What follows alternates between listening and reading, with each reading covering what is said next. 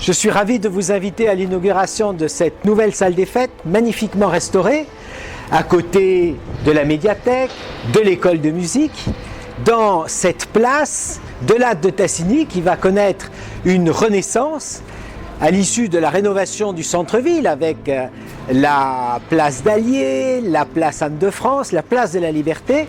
Salle des fêtes qui va accueillir un public beaucoup plus ouvert. Il y aura évidemment les associations et toutes celles et ceux qui veulent faire la fête ici, mais il y aura aussi des jeunes qui vont venir travailler ensemble dans les salles de coworking, des professionnels qui pourront venir dans un auditorium, des bureaux, bref, c'est une nouvelle salle des fêtes sur une nouvelle place dans un nouveau centre-ville. Installée sur un parvis surélevé reliant les différents équipements publics bordant la place Maréchal de Lattre de Tassigny, la salle des fêtes est une véritable vitrine culturelle, un espace convivial ouvert à tous et à de multiples utilisations. Cette nouvelle salle est le résultat d'un an de travaux menés en étroite collaboration entre les services de la ville, le cabinet d'architectes et les entreprises. Comme à l'extérieur, l'intérieur offre un tout nouveau visage et de nouveaux espaces. La grande salle, totalement rénovée, est prolongée par un espace-bar et un auditorium extérieur. Le sous-sol où amphithéâtre, bureaux, salles de réunion et studios d'enregistrement ont été aménagés. L'espace coworking ouvert aux jeunes porteurs de projets. Ce nouvel espace permet une grande diversité d'utilisation. Le cabinet d'architectes, les entrepreneurs et les services techniques de la ville nous en disent plus.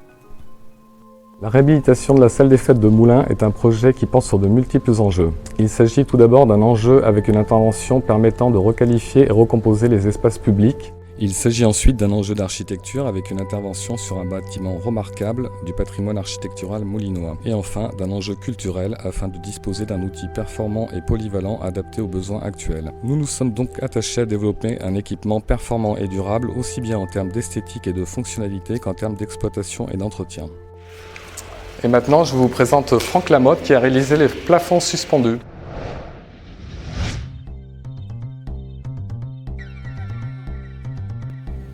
Alors notre rôle sur ce projet était la réalisation de l'ensemble des plafonds suspendus. Donc ici, on se trouve dans l'auditorium qui va devenir bar. Et le challenge était de s'aligner avec le plafond extérieur, plafond lame, et la mise en place d'îlots acoustiques sous un plafond gris avec un absorbant acoustique. Donc la deuxième contribution sur ce projet était le plafond suspendu de la grande salle, plafond tendu type barisole. Pour la réalisation de ce plafond suspendu, mes équipes ont reçu une formation spécifique.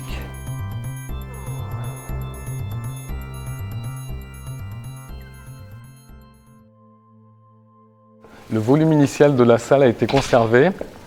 Par contre, nous avons effectué un relooking complet de cette salle, avec notamment des panneaux bois acoustiques perforés au niveau des murs.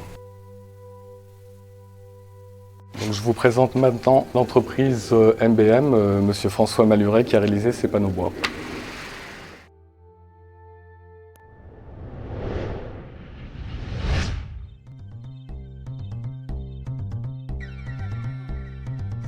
Le principal défi sur ce dossier, ça a été le traitement de toute la partie acoustique et surtout la mise en place par la suite de ces panneaux acoustiques qui nécessitent un travail vraiment des plus soignés et dont je suis relativement fier du résultat. De la même manière, on a eu un gros travail au niveau du choix des vitrages et de la mise en valeur de la tour, sur lequel on a fait plusieurs tests sur une dizaine de vitrages différents, de manière à avoir le rendu de cette tour qui est vraiment le phare de la salle des fêtes.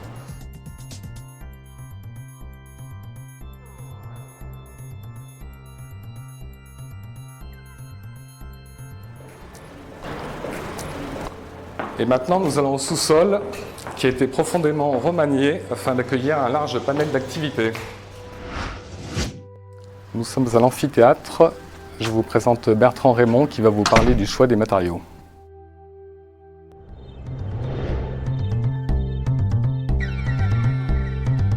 Dans le cadre du projet de la salle des fêtes, la modélisation 3D nous a permis d'appréhender au mieux les contraintes techniques et d'affiner tout le choix des couleurs et des matériaux. Dans notre réflexion sur le rez-de-chaussée, 3 espaces sont prédominants, le bar, la grande salle et le coworking.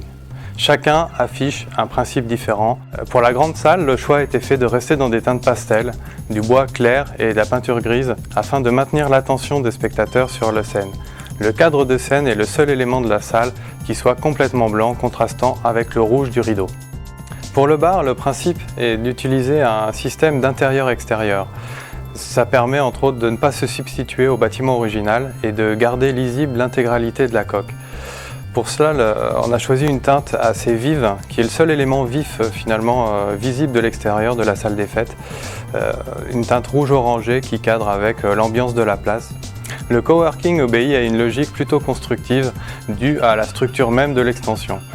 On a choisi donc naturellement une ambiance plutôt industrielle, dans des tons de blanc et gris très neutres, et c'est l'activité elle-même qui apportera toute la vie à cette pièce. La principale caractéristique du sous-sol est vraiment l'absence de lumière naturelle, ce qui correspond plutôt bien pour l'amphithéâtre où on recherche une atmosphère feutrée. A l'inverse, dans toutes les autres salles, l'absence de lumière naturelle est compensée par le choix de couleurs plus vives qui donnent à chaque pièce leur identité propre. À l'extérieur, l'objectif était de mettre le bâtiment original en valeur. C'est pour ça qu'on a traité toutes les façades en blanc pur. Juste un socle gris vient asseoir le bâtiment sur la place. L'extension, quant à elle, s'efface pudiquement derrière sa résille.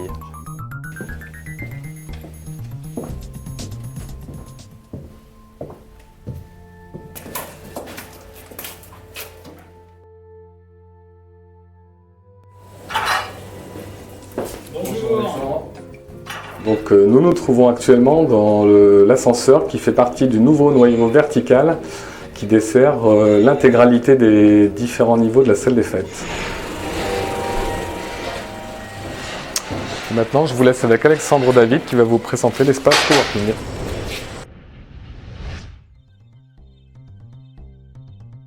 Donc on se trouve actuellement dans le nouvel espace de coworking qui est situé dans la nouvelle extension de la salle des fêtes au rez-de-chaussée. Cet espace de coworking ou lieu de travail collaboratif est la volonté de la ville de Moulins pour l'ensemble des habitants de l'agglomération moulinoise. Elle permettra aux nouveaux métiers du web ou des auto-entrepreneurs, tout ce qui est métier individualisé, de travailler ensemble comme s'ils étaient dans le monde de l'entreprise. Et il permettra également à ses utilisateurs de pouvoir bénéficier de l'ensemble des espaces de la salle des fêtes, amphithéâtre, salle de réunion, bureaux individualisés, espace bar. Ce travail étant réalisé dans un espace sympathique, design et intime grâce à la résille métallique qui les isole de l'extérieur.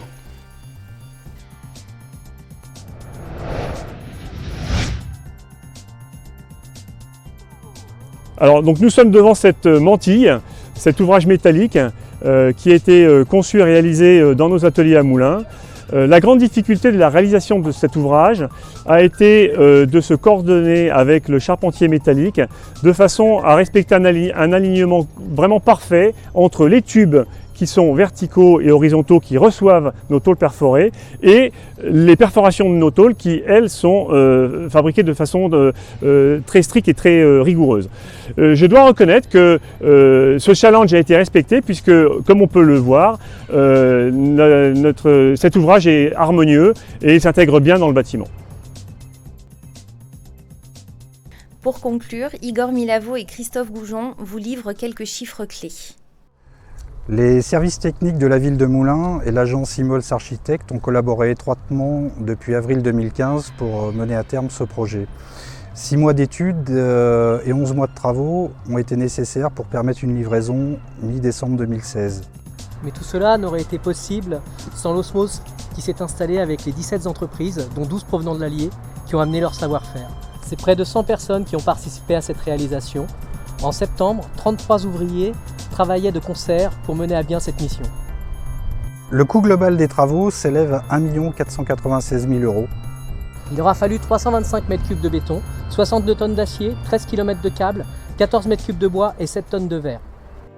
Après la salle des fêtes, la place Maréchal de Lattre de Tassigny dévoilera bientôt son nouveau visage aux habitants. Un quartier de vie totalement rénové, un parvis piéton et un espace de stationnement, le tout dans la continuité des aménagements du centre-ville.